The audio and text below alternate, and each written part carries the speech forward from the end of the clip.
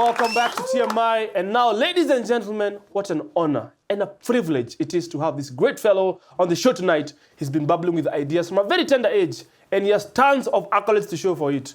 From boom swinger to Forbes and every scene in between, content creator extraordinaire, mentor to many, entrepreneur, and an unmistakable mover of Kenya's film and entertainment industries. Show your love for Eugine Mbugua! Hey, wow. Karibu sana Eugene, karibu. Very happy to be here. Hey. All those accolades, hadi karibu nyongo na mate. So, but Eugene, people like, normally you're behind cameras. Yes. Today in front of a camera. Mm-hmm. And that's because you're big on content creation. Yes. And for you, where is the future of content creation for Africa especially? Content creation is going through a very interesting phase because we're in time of transition. We're moving from where the outlet was controlled by media houses, and now you have a lot of self-publishing, and so that's eating our cake as easily as you can imagine. Yeah. But it's an interesting industry to be in right now as it shifts from linear broadcasting to streaming.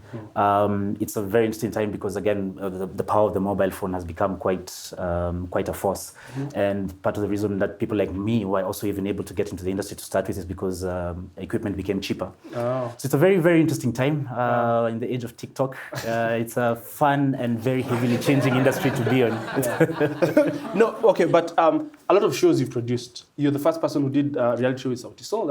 And then I don't know how you convinced Nameless and Wahoo to actually do a reality show. Like, what is the magic? You come and talk to celebrities, they tell them, I want to do a reality show, and a camera will follow you around all this time. And why did you decide reality shows?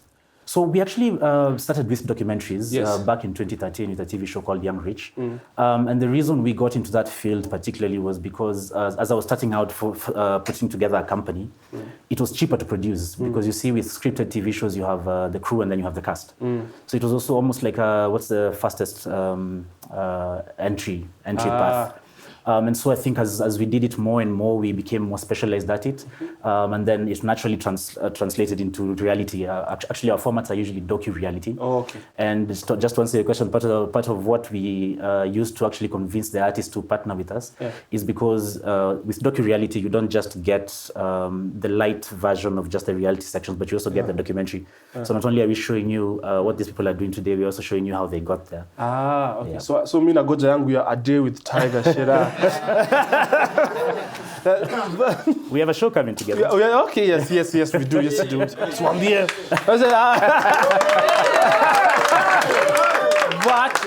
But the thing is, like, your whole journey from like where you started, people say you started like a boom swinger. So what has shaped your life experiences? Why did you decide, you know what, I'm going to become freaking Eugine Mbugua one day? Yes. Yeah. I think, to be honest with you, it's mostly running away from poverty at the beginning. And as you mentioned, yes, I did start as a boom singer and then became an extra, the guys who fill the background. Yeah. And I've always been a very curious person. So while I was working on those sets, I was always curious, like, who owns this operation? So as opposed to climbing the ladder, I wanted to own it. Ngoja kwanza hapo. Instead of climbing the ladder, we wanted to own it. Yes, continue. And so I had a dream of having my own TV show while I was doing, the odd jobs in all those sets. Yeah. And I created all these concepts that, of course, nobody really cared for. Yeah. And then eventually I got the first TV show that came in. And I think for me, what drives me heavily is the ability to be able to come up with an idea and then see it become reality. And then you realize how much power you have to change things as a human being. Yeah. I feel like maybe that's what now created the Eugine Mbugua that you speak. Wow. Once on the newspapers, you were called Nairobi's most eligible bachelor. You were among a list of Nairobi's most eligible bachelors. Yeah. Oh, see Pesa, see Luku, see Drip. Are you still Nairobi's most eligible bachelor? Is someone holding that pole position? I mean, after me, of course. But I paid that newspaper for that article. Yeah. Okay. Hey, okay. So namona sikwekwa kwa hiyo. No, but Eugene, a lot of people look up to you. They like, everyone wants to own all that. And your life is you say you have a very wholesome life. You play hard and you work hard. Like you wake up at 4 a.m. to go to the gym. 3:45. 3:45. Okay, sorry. That's when I'm getting home. But I think, like, so why? Like, why are you so intense? You kona kila kitu, si upumzike. Like, you've won. Like, why?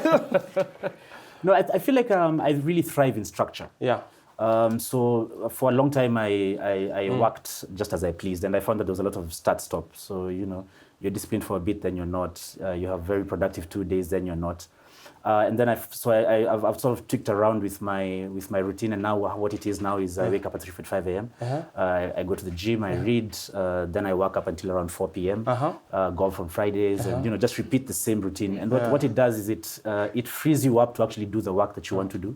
And I also do actually plan for my playtime as well. Yeah, so it's just I don't know. It's I find that I enjoy very much just being a robot and following a routine because I don't have to think about anything on any particular day. Wow. Okay, now, before you were going on Friday on golf,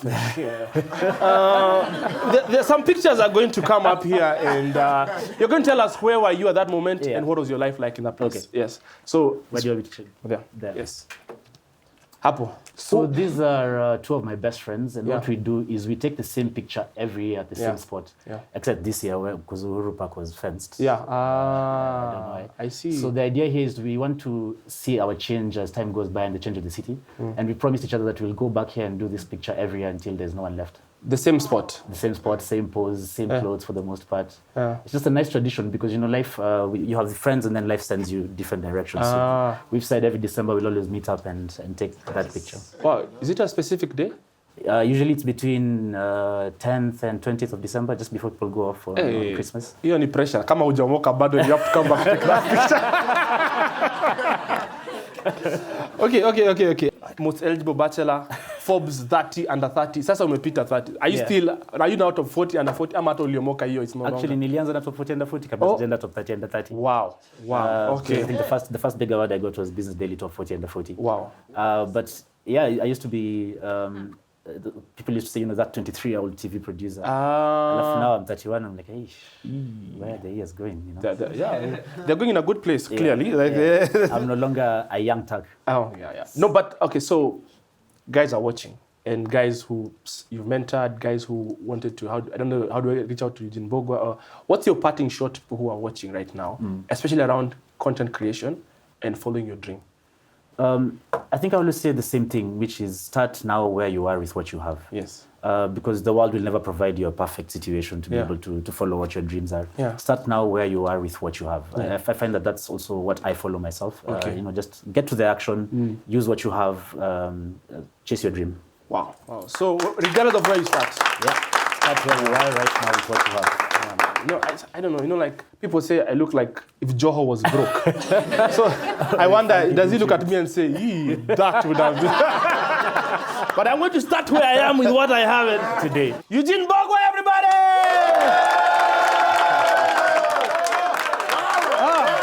Wow. That is it for this episode of Too Much Information. A big thank you for watching us.